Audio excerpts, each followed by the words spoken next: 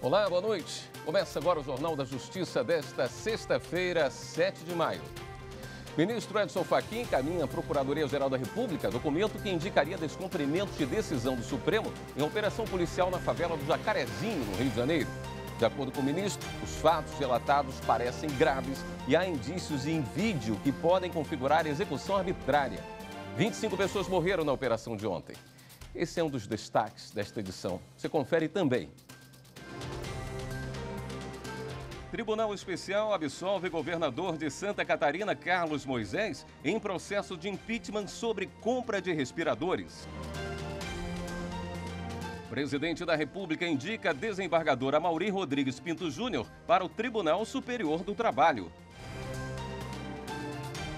A reportagem especial sobre os 130 anos do Supremo na era da República, você vai conhecer um pouco da história da revolta da vacina.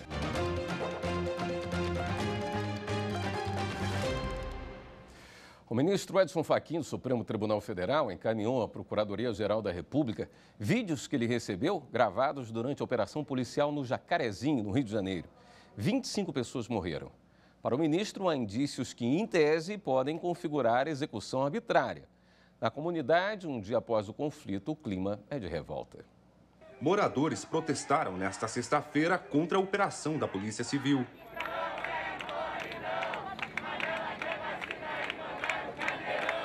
A comunidade do Jacarezinho, zona norte do Rio, foi marcada por um intenso tiroteio na manhã de ontem.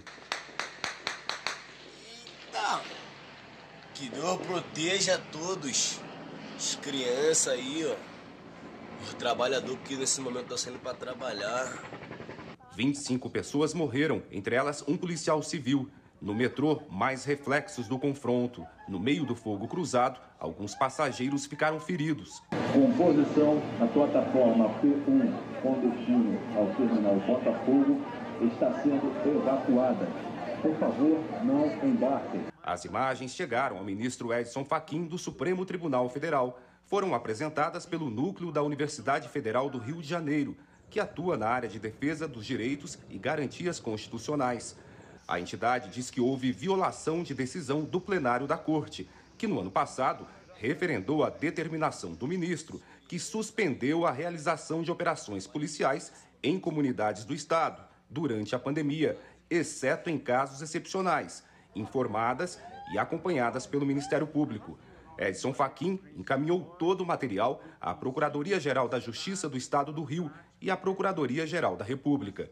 O ministro afirma que os fatos relatados parecem graves e em um dos vídeos há indícios de atos que, em tese, poderiam configurar execução arbitrária. O Observatório de Direitos Humanos do Poder Judiciário, coordenado pelo Conselho Nacional de Justiça, se solidarizou às famílias das vítimas. Em nota divulgada hoje, o observatório ainda garantiu que vai acompanhar os desdobramentos das investigações no âmbito do judiciário e que a apuração deve ser ampla e rápida para assegurar os direitos fundamentais da inviolabilidade à vida, à liberdade e à segurança.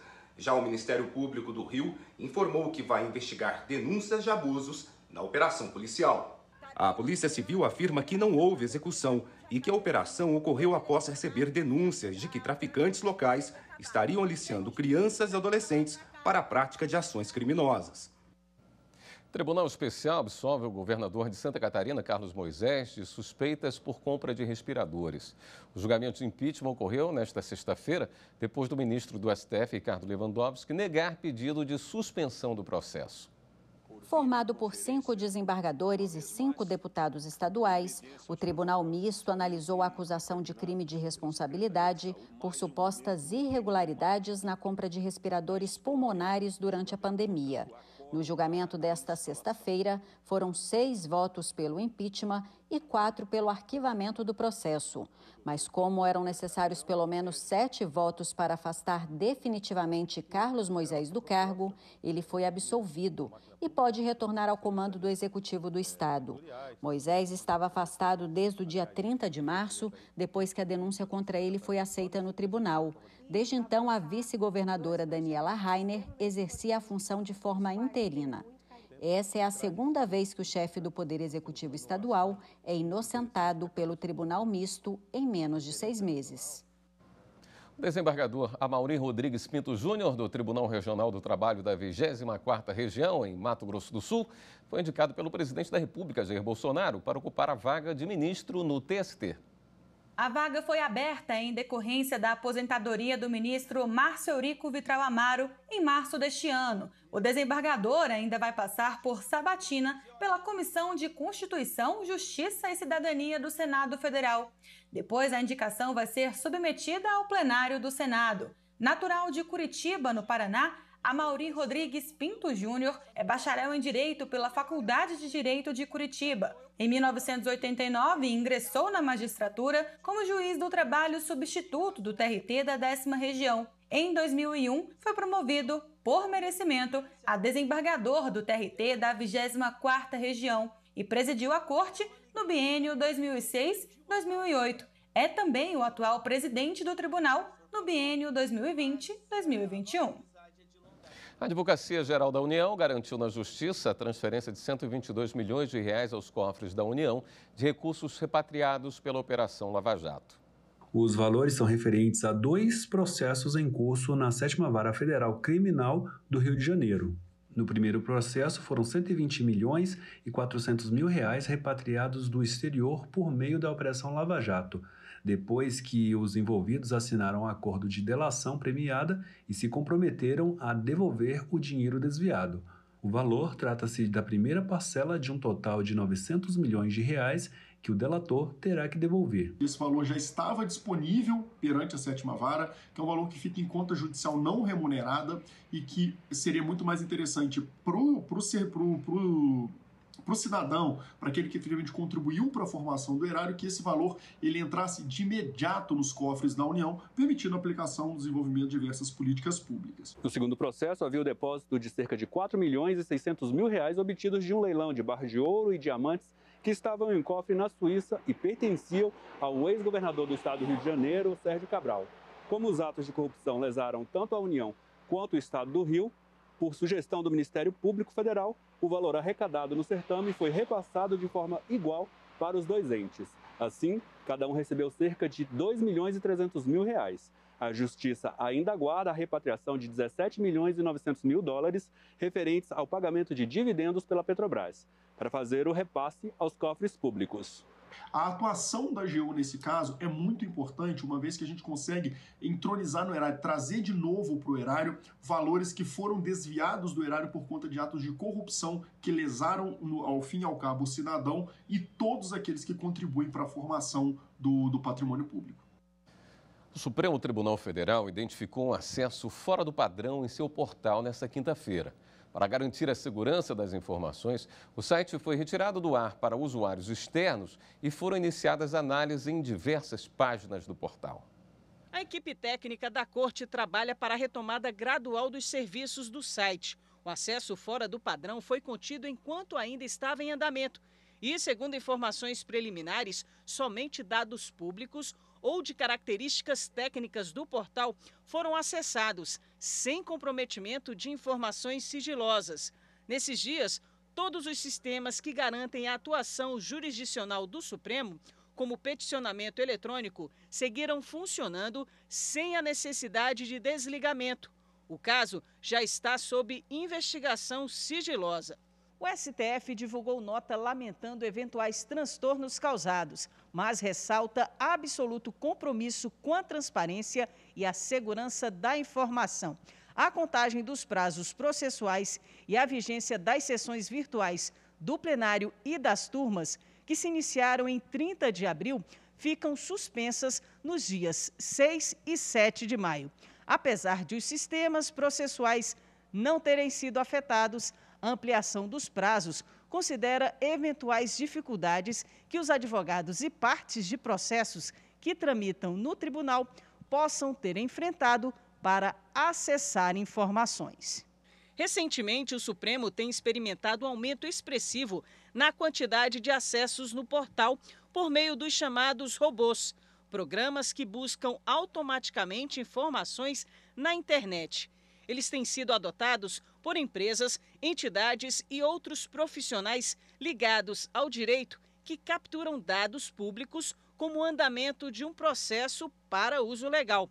Mas nos casos em que os sistemas do tribunal não identificam de imediato se a alta quantidade de acessos é de um desses robôs do bem ou de um hacker com intenções criminosas, são adotadas medidas para reforçar a segurança das informações.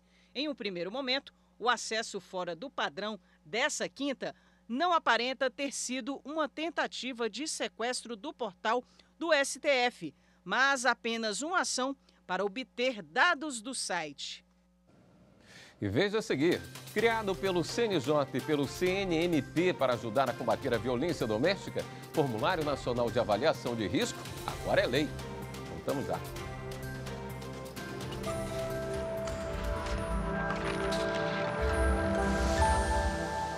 A Constituição da República Federativa do Brasil tem entre os seus fundamentos o princípio da dignidade da pessoa humana. Diante disso, a pessoa humana é a protagonista do mundo jurídico, garantindo-lhe em seu favor a plena liberdade e proteção quanto ao seu projeto de vida e suas escolhas existenciais.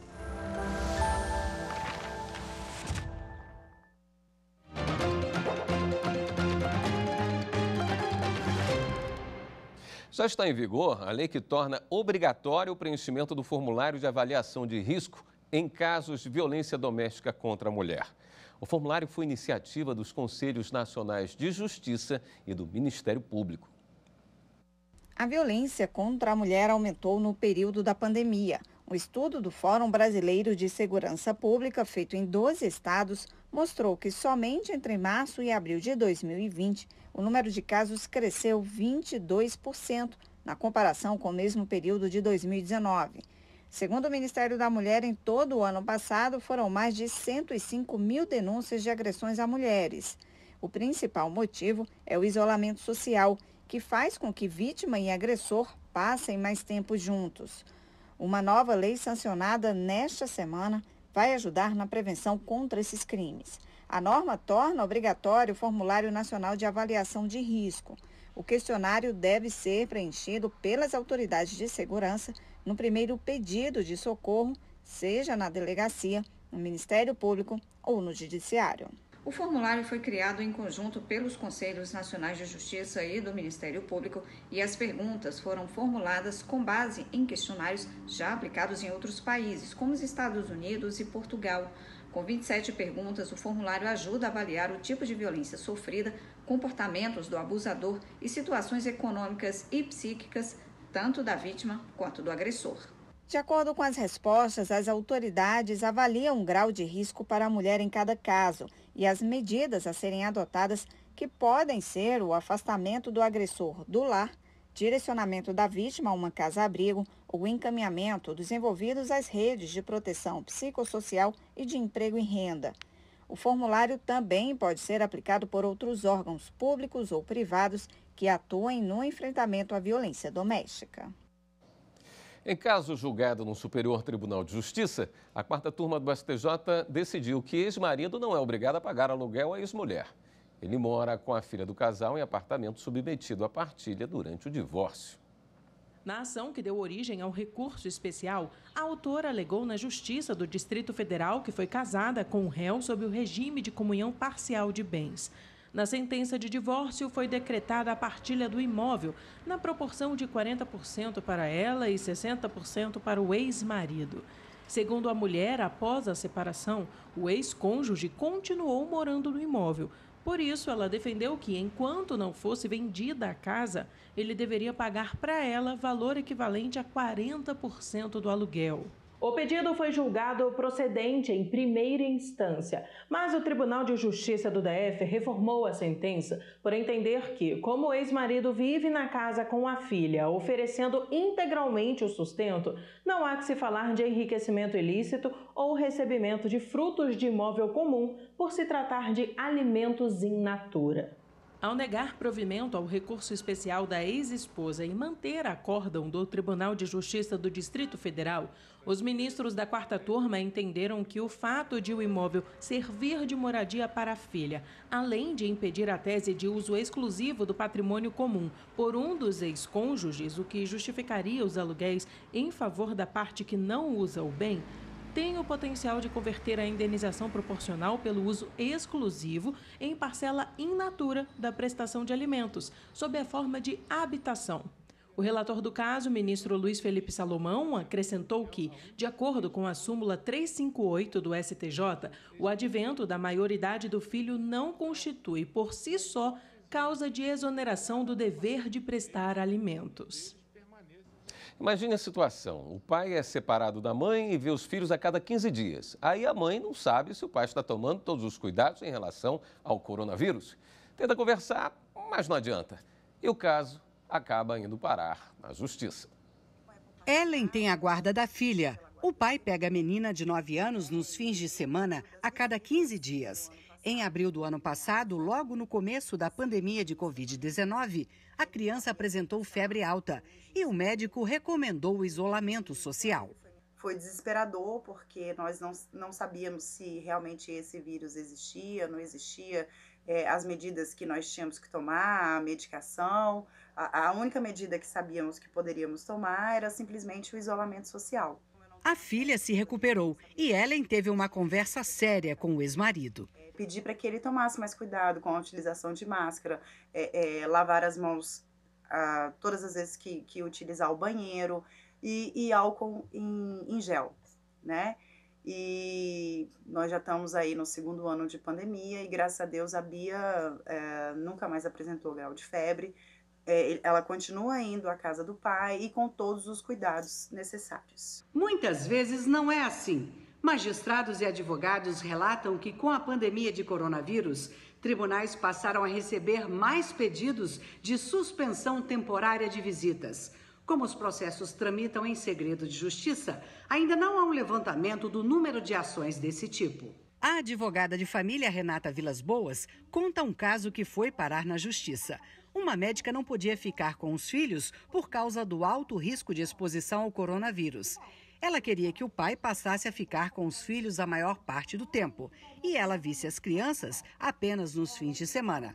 O pai não aceitou. A gente fez um pedido de tutela provisória para poder rever o regime de convivência durante esse período da pandemia, para que o pai ficasse com essas crianças durante esse período. E nós tivemos êxito, né? Foi ótimo o resultado. A psicóloga Sandra Bácara diz que os pais devem sempre procurar saber como os filhos são cuidados quando saem de casa para ficar na companhia do ex-cônjuge e dialogar sempre que necessário. Se essa conversa não puder ser amigável, é porque eles já estão normalmente em litígio, existem advogados que podem conversar, né? Existe sempre um terceiro que pode intermediar essa conversa. Acho que, infelizmente, hoje as pessoas chegam à justiça muito rapidamente e não se utilizam de instrumentos como a mediação, como a intermediação, né, de alguém, para tentar esclarecer, sem precisar ir ocupar um espaço na justiça, né? E veja no próximo bloco, reportagem especial sobre os 130 anos do Supremo na era da República mostra a atuação da Corte durante a revolta da vacina. Depois do intervalo.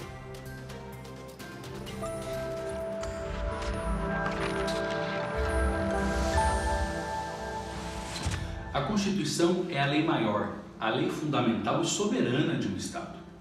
Ela estrutura o Estado, seus poderes e os direitos de todo o cidadão. A Constituição não é só uma lei importante, mas sim uma lei necessária para a manutenção da ordem, dos seus direitos e, em última análise, do próprio Estado.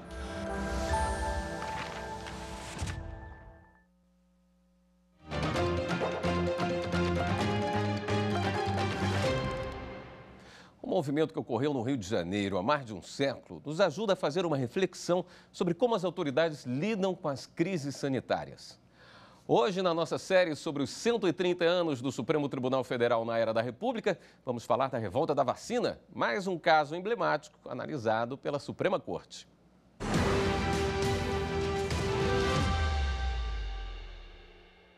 Uma doença nova, milhares de pessoas contaminadas e a necessidade de vacinar a população. Ao imaginar esse cenário, logo pensamos na pandemia do novo coronavírus. Mas estamos falando de uma situação que ocorreu há mais de um século, no Rio de Janeiro. Uma lei determinou várias medidas sanitárias para combater a varíola e a febre amarela. E foi a causa de um movimento popular que recebeu o nome de Revolta das Vacinas. Assim como a Covid, no início do ano passado, a varíola e a febre amarela eram doenças novas e pouco se sabia de onde vinham, como eram transmitidas e tratamento. Em 1904, a lei sancionada pelo presidente Rodrigues Alves autorizou a vacinação compulsória de quem se negava a se imunizar contra a varíola e febre amarela. A norma também deu poder de polícia para que agentes sanitários entrassem nas casas para combater o mosquito Aedes aegypti, responsável pela transmissão das doenças. Foi o que provocou a revolta. Durante 6 dias, a população foi às ruas se manifestar contra as medidas que consideravam autoritárias. O plano de saneamento, ele basicamente tratava as pessoas como obstáculos à saúde pública, não como os sujeitos de direito que deveriam ser atendidos pelo Estado. Ele tratava as pessoas como obstáculos a serem superados. Então, ele era um plano que era autoritário. No ano seguinte, um português levou o caso ao Supremo Tribunal Federal no Rio de Janeiro contra uma das medidas sanitárias impostas pelo presidente. Ele alegou constrangimento ilegal por ter sido intimado 2 vezes por um inspetor sanitário para que o deixasse entrar na casa dele. O objetivo era combater o mosquito transmissor da febre amarela. O Supremo Tribunal Federal atendeu ao pedido do autor da ação e considerou inconstitucional parte da norma que autorizava as autoridades sanitárias a entrar nas casas para fazer o expurgo do mosquito, sem a permissão dos proprietários. Esta pesquisadora da Fiocruz explica que, na época, o Estado só era responsável por saúde epidemiológica e não individual. Por isso, agia em momentos de crise sanitária, como foi com a varíola e a febre amarela no começo do século XX, principalmente no combate ao mosquito Aedes aegypti, transmissor da febre amarela. Se você tem a notificação, que é uma doença de notificação compulsória, que aconteceu um caso de febre amarela em determinado distrito, a polícia do distrito, ou seja, do bairro, vai na casa e eles acabam entrando nas casas para aplicação do pireto, que é um veneno. E eles ainda cobrem as casas com um pano para deixar o veneno atuar dentro da casa. Mais de um século depois, o Supremo Tribunal Federal voltou a ser acionado para discutir formas de combater uma doença. No ano passado, o tribunal teve de decidir sobre a obrigatoriedade da vacina contra a Covid-19, além de outros questionamentos, como a obrigatoriedade do uso de máscaras e a autonomia dos estados para tomar medidas de combate ao coronavírus. O Supremo Tribunal Federal decidiu que a imunização contra a Covid-19 deve ser compulsória, mas que não deve haver coação, constrangimento e medidas invasivas semelhantes ao que aconteceu 115 anos atrás.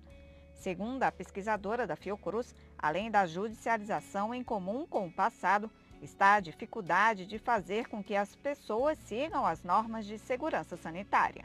Você conta muita gente sem máscara, às vezes grupos inteiros sem máscara, essas pessoas estão sendo absolutamente irresponsáveis.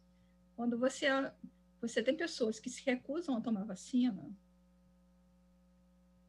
essas pessoas estão sendo irresponsáveis, estão sendo, aliás, egoístas. Estão pensando apenas em si próprias. A ação individual afeta absolutamente o coletivo. Para o historiador, parte desta dificuldade vem de um outro problema, a politização da saúde. A politização também existiu em 1904, ela existe hoje, e se essa politização ela não é ocupada por pessoas que defendem a vacinação, que defendem as medidas sanitárias, ela é ocupada por negacionistas, ela é ocupada por pessoas que são contrários a isso, são contrários à ciência.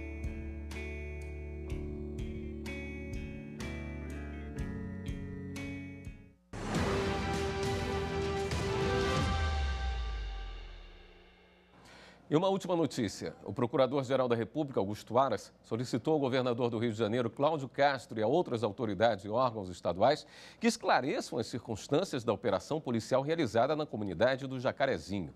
A ação de ontem resultou em 25 mortes.